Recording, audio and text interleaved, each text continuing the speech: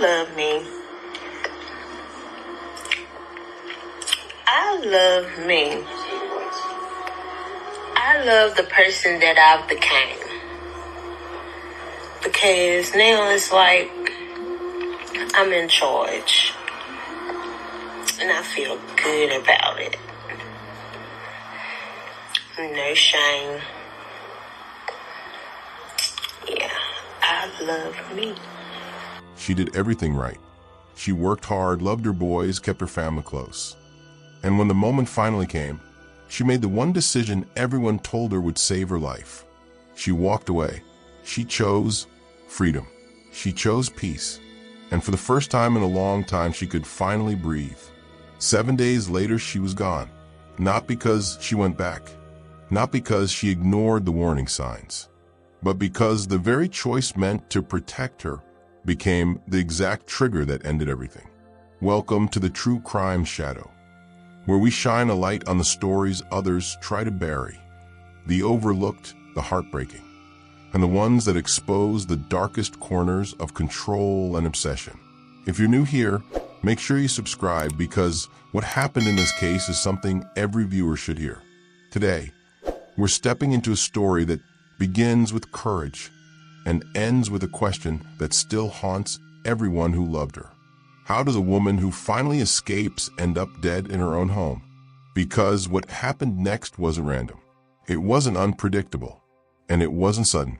It was something far more chilling. And as we move deeper into this case, you'll understand why. It started with a voice no one ever wants to hear, shaking, broken, and barely holding itself together. A teenage boy, standing inside his own home, tried to form words that refused to come out. When the dispatcher answered, he managed only 3. My mother, she needs help. Nothing more. Nothing else. Just raw fear pushing through the silence.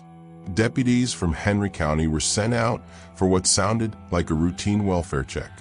Nothing dramatic, nothing unusual. Just a quiet Saturday afternoon on Garrett Road in Ridgeway, Virginia. When they pulled up, everything looked normal. The yard was clean. The windows were intact. No signs of chaos. No hint that anything inside was crumbling apart.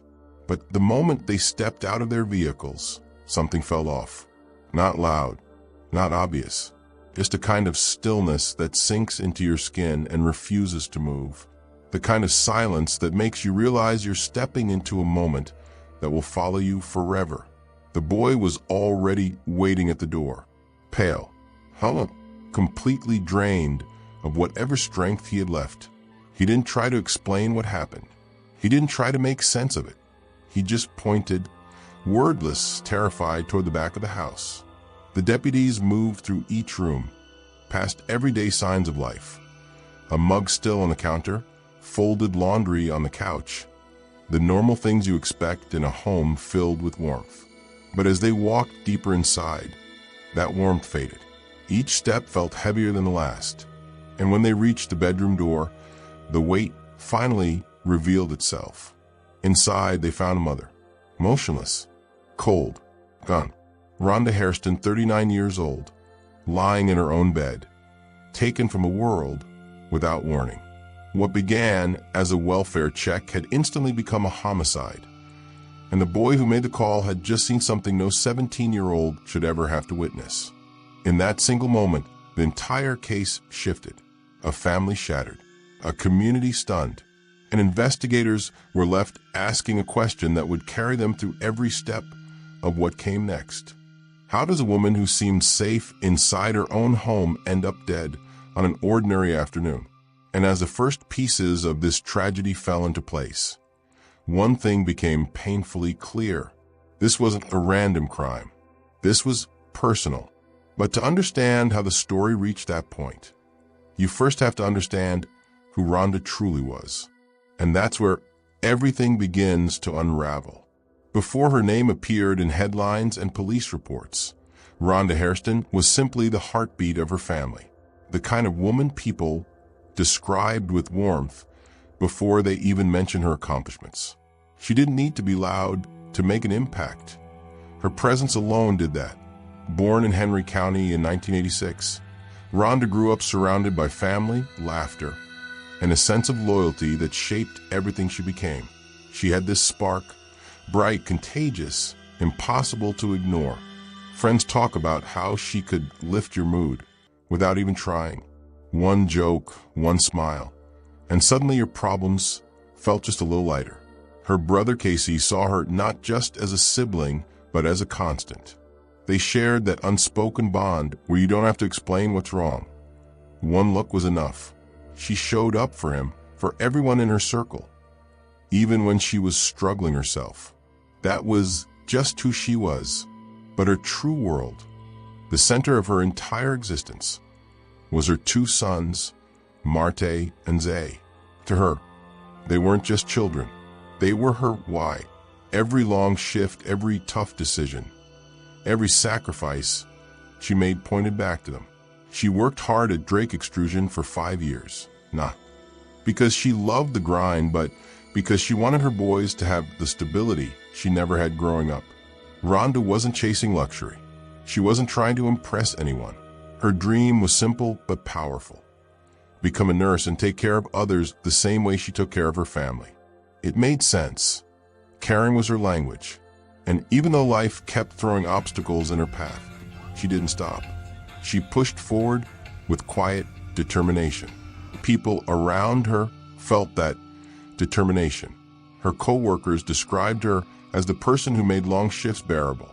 The one who would show you a funny video just to brighten your day. The one who would step in if you looked overwhelmed and say, "I got you." That was Rhonda, a mother, a sister, a friend, a woman who held her family together after their father passed, even when grief was hitting everyone at once. She didn't crumble, she carried them through it. On paper, her life looked solid. 2 boys she adored, a job she took pride in, dreams she was working toward, a woman who had every reason to believe the future she was building was worth it. But paper doesn't always show the whole truth, because behind her smile, behind the steady routine and the loving home, something else was brewing, something she wasn't ready to talk about, something the people who cared about her could feel even when she didn't say a word. Her light hadn't gone out, but it had started to dim. And the reason for that dimming was a relationship that quietly shifted from loving to suffocating, long before anyone on the outside realized how serious things would become. And that's where the story begins to turn. On the surface, Rhonda's relationship with Joseph Chad Lockett didn't raise any alarms. When the two married in April 2021, it looked like a fresh start. 2 adults ready to build a life together. The ceremony was small, intimate, the kind of gathering where family smiles, prayers are shared, and everyone hopes the couple will find the happiness they're searching for. After the wedding, they flew to Las Vegas for their honeymoon. The photos from that trip still live online. Wide smiles, arms wrapped around each other. Sunlight reflecting off the desert like it was blessing the beginning of something good. If you looked at those pictures alone, you'd think their story was simple. 2 people in love, excited for the future they thought they'd mapped out. For a while, their life stayed quiet. Not the concerning kind of quiet, just private. They weren't the couple posting every meal or every argument. They kept to themselves. They worked, they spent time with family, and they settled into a rhythm people assumed was comfortable. Rhonda shared little bits of her life online, church moments, family gatherings, the occasional date night, but nothing that hinted at trouble. To everyone around them, they were normal, a regular married couple navigating everyday highs and lows. But normal can be the perfect disguise, because somewhere between the wedding vows and the routine of married life, something changed. Or maybe it didn't change at all. Maybe it simply surfaced. The version of Joseph that Rhonda married wasn't the version she eventually found herself living with. It started small, the way it often does. Questions that felt more like monitoring. Comments that sounded like concern but carried a different weight. A raised eyebrow here, a tense moment there. Nothing explosive. Nothing dramatic. Just enough to make Rhonda hesitate before sharing things she used to talk about freely. He started noticing who she talked to, how long she was out, why she spent time with certain people. Jealousy can hide behind soft words in the beginning, dressed up as love, wrapped in the idea of "I just care." But people who've lived through it know the difference. They can feel when attention becomes surveillance. And slowly, Rhonda's openness shifted into silence. When friends asked how her marriage was, she'd smile and move the conversation somewhere safer. She didn't complain. She didn't vent. She just softened the truth. Her family noticed it first.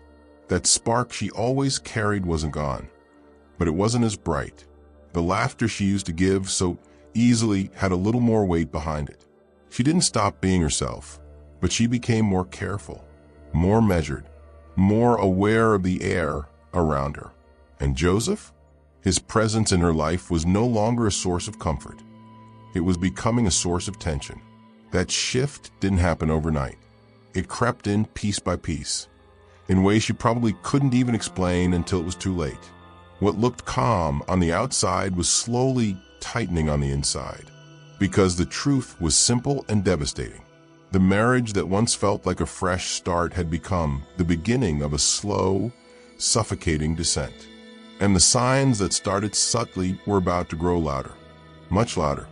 What makes stories like Rhonda's so heartbreaking is that the danger rarely shows up with a bang.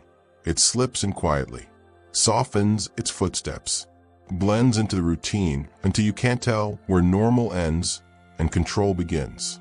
That's exactly what happened inside her marriage.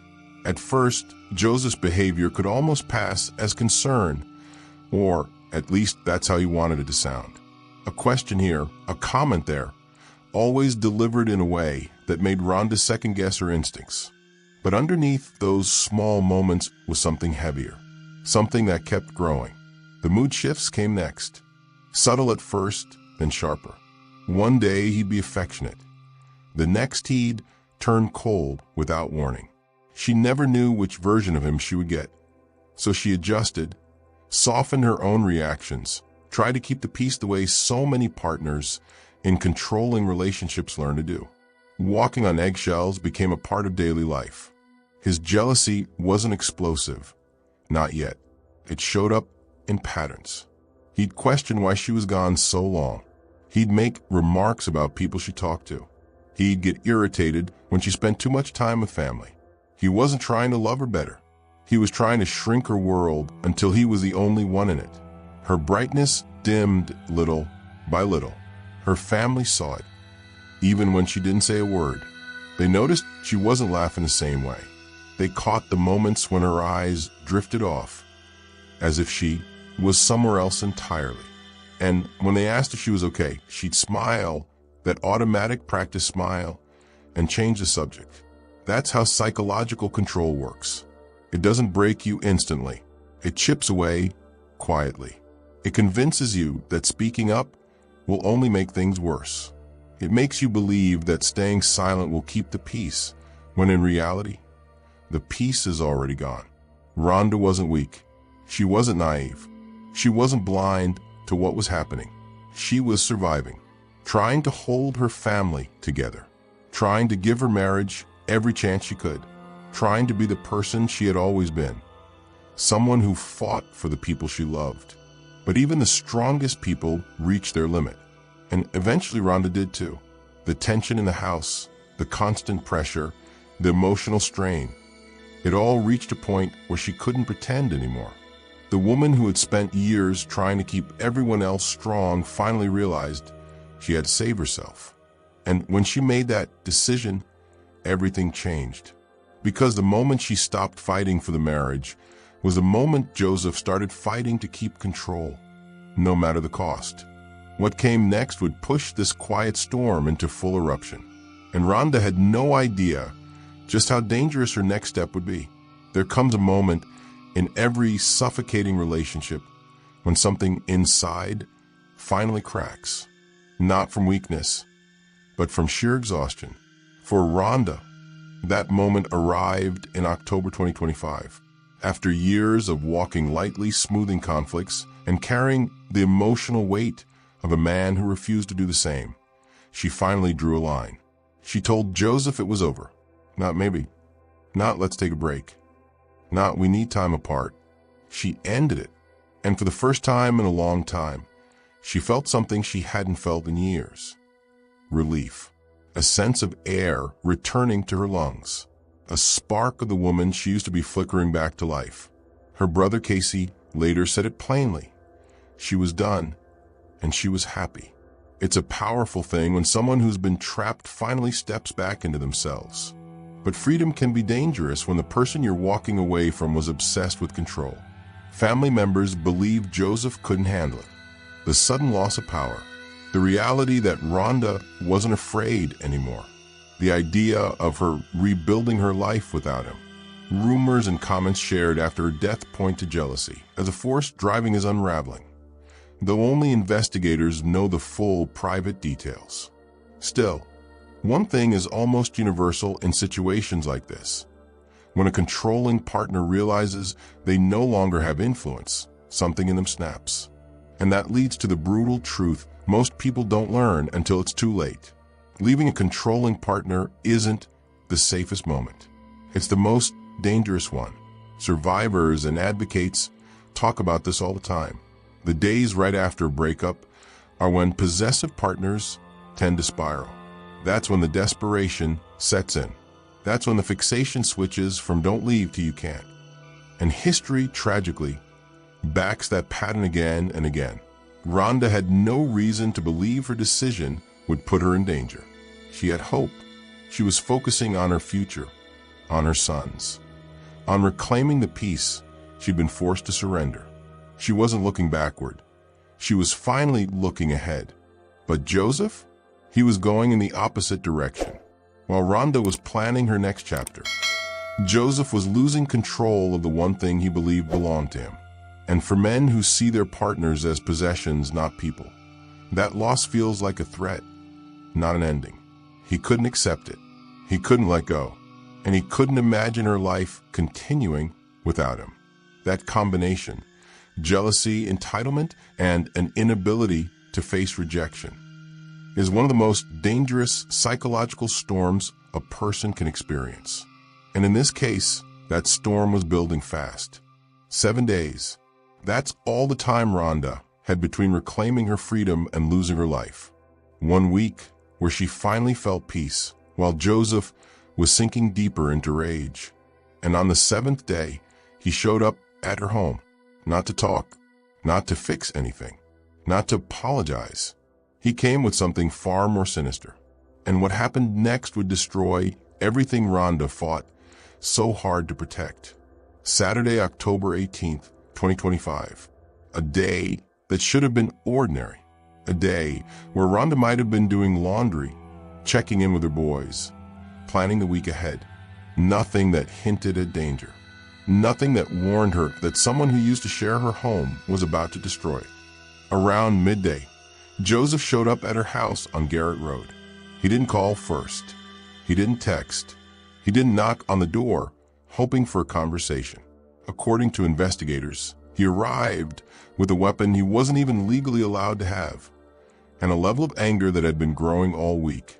Rhonda had no way of knowing what was coming. She likely believed the worst was already behind her. She had ended the marriage. She had set her boundaries. She had finally seen a future for herself and her sons that didn't involve fear. And when someone reaches that point, they don't expect the danger to follow them home. But Joseph wasn't thinking about her future. He was thinking about control and the fact that he'd lost it. What happened next inside that house was fast, devastating, and irreversible. By the time her 17-year-old son Zay walked toward her bedroom, expecting to check on his mother, his world collapsed. He found her unresponsive, cold, gone. Imagine that. A teenager stepping into a room where the woman who raised him, protected him, and sacrificed everything for him lay still in her own bed. A moment so traumatic it lingers for a lifetime. He didn't scream. He didn't know what to do. He just reached for the phone with hand that wouldn't stop shaking and told the dispatcher the only words he could manage. "My mother, she needs help." When deputies arrived, Everything looked normal from the outside. No forced entry. No broken glass. Nothing out of place. But the boy waiting at the door told him more than words ever could. His face said everything. Inside the bedroom, they found Rhonda. One gunshot wound. No signs of a struggle. No chance to escape. No time to fight back. The scene made one thing clear. This wasn't random. This wasn't accidental. This was deliberate. And investigators immediately knew who they were looking for. Within minutes, the name Joseph Chadlockett became the focus of the entire Henry County Sheriff's Office. The man Rhonda had left just 1 week earlier. The man her family believed was consumed by jealousy. The man who showed up that day armed, angry, and determined to take back the control she had finally broken free from. The moment officers stepped out of that house, the case shifted into something far more urgent. A killer was on the run, a family was shattered, and a community that usually moved at a quiet, steady pace suddenly found itself holding its breath. Because Joseph didn't stay at the scene. He didn't call for help. He didn't turn himself in. He vanished. And the next 48 hours would turn into one of the most intense manhunts Henry County had seen in years. But before the community could process the shock, law enforcement was already preparing for what came next. A race against time to find the man who had just taken Rhonda's life. The moment Joseph disappeared, Henry County went on high alert. This wasn't the kind of case where investigators had to guess what happened or wonder who might be responsible. They knew exactly who they were looking for. A man armed, volatile, and running from the consequences of what he'd done. Within hours, the sheriff's office released a public alert naming Joseph Chadlockett as the prime suspect. The warning was blunt, armed and dangerous. Do not approach. Call 911 immediately. It was a kind of announcement that shakes a community awake, especially in a quiet area where major crimes barely make a ripple. Sheriff Wayne Davis didn't soften his message. He went straight to the point, telling the public that investigators had been working nonstop since the moment the call came in. There was no sugarcoating it. They were hunting a man who had already taken one life, and nobody knew what he might do next. And then came the warning that added an extra layer of tension. Anyone caught helping Joseph hide could face felony charges themselves. That's when everyone realized something serious was unfolding. This wasn't a man who panicked and stayed close by. He was trying to disappear. The tips started pouring in almost immediately. A possible sighting at a gas station. A suspicious vehicle near a wooded area. A neighbor who thought she recognized his truck but couldn't be sure. Most tips led nowhere, but law enforcement treated each one like it could break the case wide open. Police departments from nearby counties joined in. Martinsville officers, Virginia State Police. Everyone was watching the roads, checking neighborhoods, scanning wooded areas, and preparing for the possibility that Joseph might try to slip across county lines. But he didn't go far. Meanwhile, Rhonda's family lived those 48 hours in a nightmare they couldn't wake from. They weren't just grieving, they were terrified. The thought of Joseph still being out there, unpredictable and fueled by whatever was left of his anger, kept the entire family on edge. Her brother Casey took to social media in pure anguish, posting messages filled with heartbreak and disbelief. His grief was raw, unedited, and honest. The kind of pain you feel in your chest even if you've never met the person he's mourning. 2 days passed. The community stayed tense. And then on Monday, October 20th, everything shifted. Around 5:45 p.m., investigators got the break they had been desperate for. Information came in that Joseph was hiding in a residence on Nibla Drive in Martinsville, not miles away, not out of reach, but close enough to prove he had never planned on running far. He was hiding in plain sight, likely hoping the search would cool down before he made his next move. But law enforcement didn't give him the chance. They surrounded the house quickly. Officers took position. The neighborhood went silent. Nobody knew whether Joseph planned to surrender or turn this into something even more dangerous. Minutes stretched into what felt like hours as officers waited, ready for anything. Finally, the tension broke. Joseph walked out with his hands up. No fight, no last-minute escape attempt, no dramatic standoff. He surrendered calmly, a chilling contrast to the violence he'd unleashed 2 days earlier. Sheriff Davis released a statement shortly after, thanking the community and partner agencies for helping track him down. Relief spread through Henry County. But it wasn't the kind of relief that brings comfort. It was the kind that simply lets a community breathe again. Joseph was charged with 3 offenses: first-degree murder, use of a firearm in a felony, and possession of a firearm by a convicted felon. That last charge shocked many people, because it proved he shouldn't have had a weapon in his hands in the first place. And that single detail would raise a question far bigger than Joseph himself. How does a man legally barred from owning a gun end up with one, and use it to take a woman's life? That question wouldn't just expose Joseph's actions. It would expose something far more unsettling: the system that failed to stop him. When the charges against Joseph were announced, one detail hit harder than the rest. He was already a convicted felon, someone who by law was never supposed to have a weapon, someone the justice system had already identified as too dangerous to legally possess a firearm. And yet, on the day Rhonda lost her life, he had one anyway. That single fact changed the entire perspective of the case. This wasn't a sudden explosion of anger. It wasn't a tragic mistake.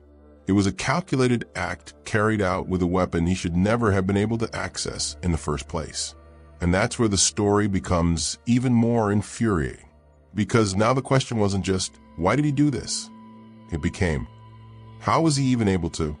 No one knows exactly how Joseph got the gun, whether he bought it illegally, borrowed it, or obtained it through someone willing to ignore the law hasn't been publicly confirmed.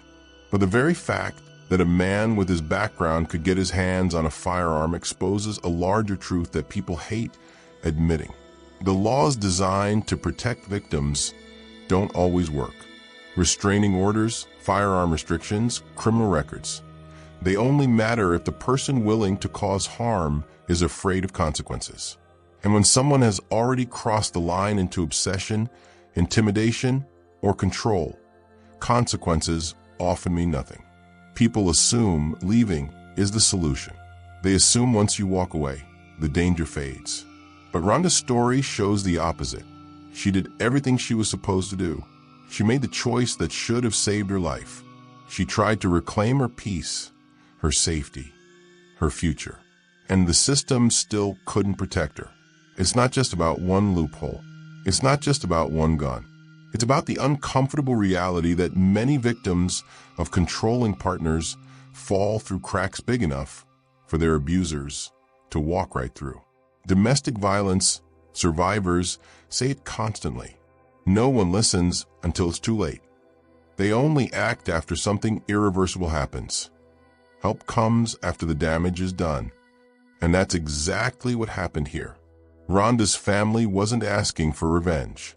They were asking for safety, long before this tragedy ever happened. They saw her dimming energy. They sensed the tension around her.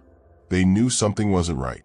But when the danger hides behind closed doors, institutions often fail to see it until the worst has already happened.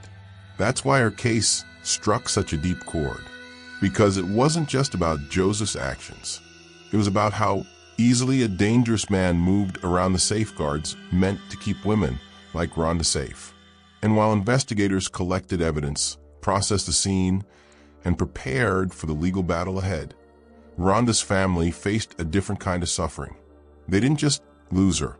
They lost faith in a system that was supposed to protect her. And the weight of that failure fell hardest on the people who loved her most.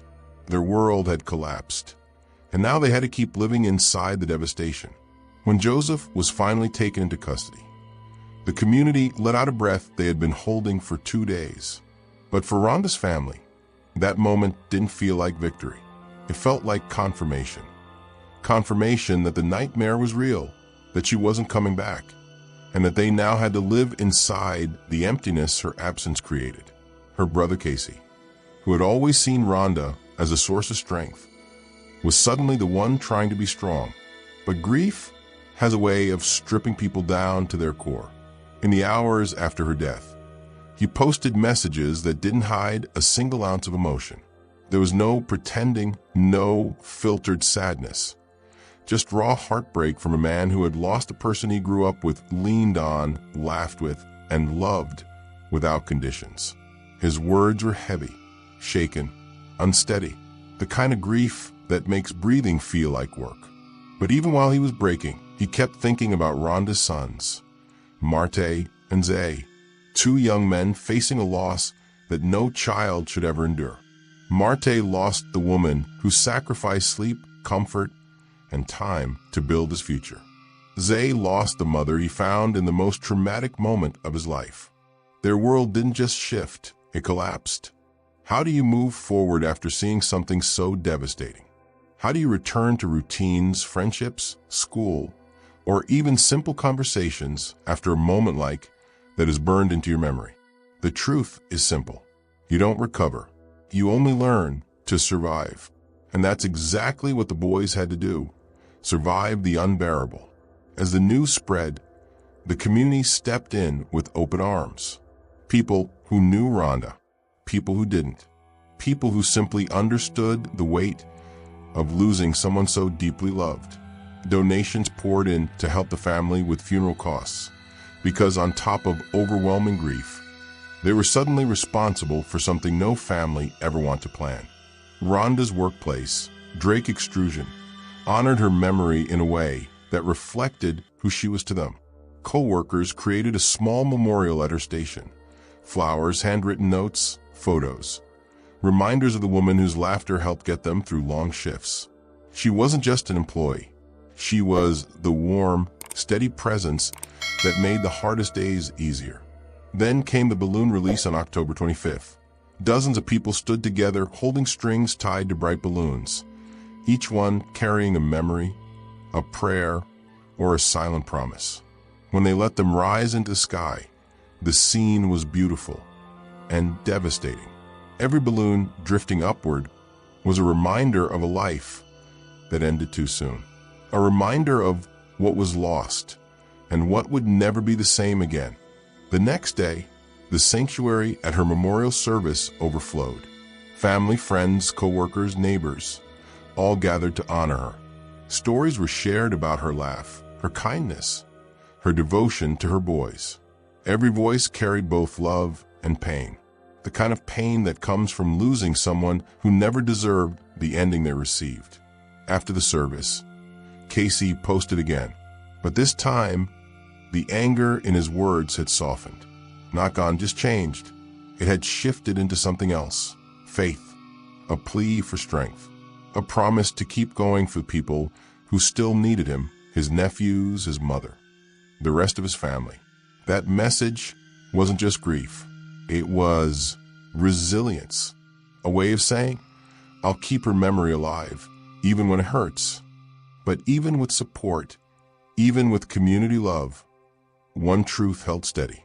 Nothing could fill the space Rhonda left behind. Her sons lost their anchor. Her brother lost his closest confidant. Her mother lost her daughter. And a community lost someone who made their world brighter. This wasn't just a tragedy for one family. It became a reminder of how quickly a life can be taken, and how deeply that loss can carve itself into the people left behind. And as her story continued to spread, it revealed something even more unsettling. Rhonda's case wasn't isolated. It was part of a much larger, heartbreaking pattern affecting countless families across the country. And that's where the story widens into something far bigger than one woman's loss. As Rhonda's story rippled through Henry County, something painful became impossible to ignore. This wasn't an isolated tragedy. What happened to her fits into a pattern so common, so widespread, that experts have been sounding the alarm for years. Yet the warnings rarely reach the people who need the most. Every day across the country, Countless women live inside relationships that look calm from the outside, but feel suffocating behind closed doors. It doesn't always start with shouting or threats. Sometimes it begins with the same patterns Rhonda experienced. Jealousy disguised as affection, questions framed as concern, routines slowly shaped around keeping one person calm at the expense of everyone else. And in far too many cases, the moment a woman finally decides to leave becomes the moment she faces the greatest danger. It's uncomfortable to talk about. It's even harder to accept. But the truth is simple. The period right after leaving a controlling partner is statistically the most life-threatening moment for many victims. That's when the person losing control becomes desperate. That's when entitlement turns into fixation. That's when jealousy becomes a weapon. Rhonda did everything survivors are encouraged to do. She recognized the shift, reached her limit, took her step toward freedom. But freedom, for too many women, is exactly what sparks retaliation. There are warning signs people often ignore because they don't look dangerous on the surface. A partner who wants to know where you are at all times. Someone who isolates you from family and friends. A person who interprets independence as betrayal. Mood swings that keep you guessing who you'll get each day. Jealousy that doesn't fade, it escalates. Individually, these behaviors might seem manageable. Together, they form a pattern that experts say can predict violence long before it happens. And the heartbreaking part? Most victims don't know how much danger they're in until it's too late. Most families don't realize the risk until the moment they're standing in a sanctuary, releasing balloons, trying to make sense of grief so heavy it takes their breath away. Rhonda's story exposes another layer to this crisis. The systemic failures that continue to allow dangerous people to slip through cracks big enough to cost someone their life. Laws limiting firearm access mean nothing if a determined person can find a way around them. Emotional abuse leaves no obvious scars. So institutions underestimate the risk. And victims often minimize their own fear because they're trying to keep the peace or protect their children from the trauma of conflict. Her case forces us to confront a truth many prefer to ignore. We don't talk about domestic violence until tragedy hits. We don't recognize red flags until someone points them out in hindsight. And we don't push for change until another name becomes a headline. But Rhonda wasn't a headline. She was a mother, a caregiver, a dreamer, a woman who wanted the same thing everyone wants: safety, love, and a future she could build on her own terms. Her story isn't meant to scare people. It's meant to open eyes, to encourage conversations, to make someone watching this think about a friend who's pulling away, a coworker whose smile looks strained, a family member who seems a little dimmer than before. Because sometimes tragedy doesn't start with violence. Sometimes it starts with silence. And the more we learn to recognize that silence, the more lives we can protect before another family is shattered by a loss they never should have had to face. So as we close this chapter, I want you to think about something. How many lives could be saved if we recognize the red flag sooner? How many tragedies could be prevented if systems acted before, not after the breaking point? And how many women are still out there right now trying to find the courage to leave, but terrified of what might happen if they do? If Rhonda's story hits you, let it be a reminder. Check on your loved ones. Pay attention to the subtle signs. Speak up when something feels off. And if you're the one living in fear, know this: there are people who will help you, believe you, and fight for your safety. Even if the person hurting you claims they won't let go. Rhonda Hairston deserved a long life. She deserved to see her sons grow into men. She deserved peace, joy, and the future she never got to reach. Her story doesn't end with the man who took her life. It continues with the people who speak her name, honor her memory, and learn from the warning signs she never should have had to face. Thank you for watching and for giving Rhonda's story the attention it deserves. This is the True Crime Shadow, where we shine a light on the truths that hide in the darkest corners. Stay safe, stay aware, and I'll see you in the next one.